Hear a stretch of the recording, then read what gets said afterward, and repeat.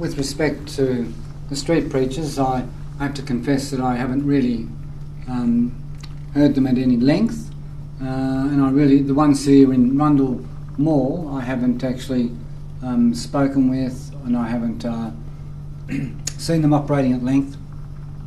But I do know what people have said, and I also have seen these sorts of people preaching elsewhere in various places around Australia and even around the world.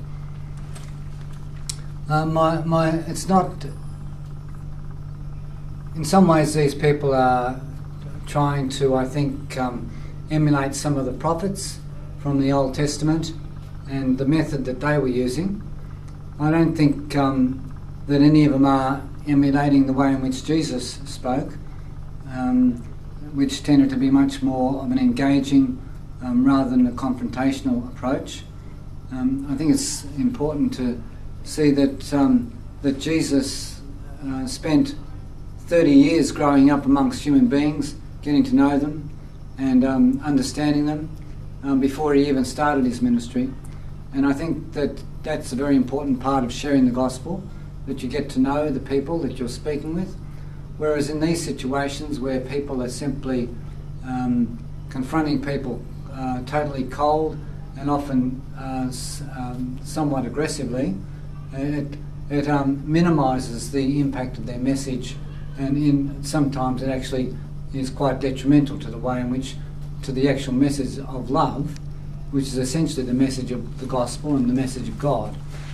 And so I have a lot of difficulty in identifying with these people. However, there can be situations where people need to be confronted with the reality of their sinfulness and of the brokenness of society. And sometimes for some individuals that can be a wake-up call to them, or they can at least say, well, this person is obviously passionate about what they believe, so maybe there is something to it. But although more often than not these days, they are seen as people who are out of touch with both reality and with the hearts of people. So they're just some initial thoughts about the street preachers, in particular the ones in Rundle Mall. I think the confrontational episodes that have come out of it are totally against the direction that Jesus was heading in, and even in contrast to the direction that the prophets in the Old Testament were heading in.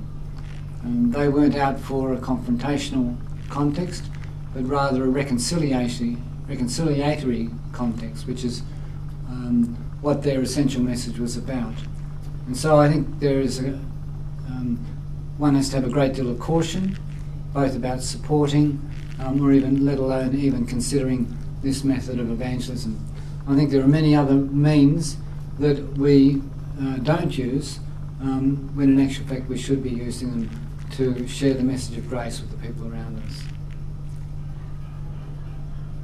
I think that's probably about as much as I can say at this time. Okay, thanks. Yeah, it's a pleasure.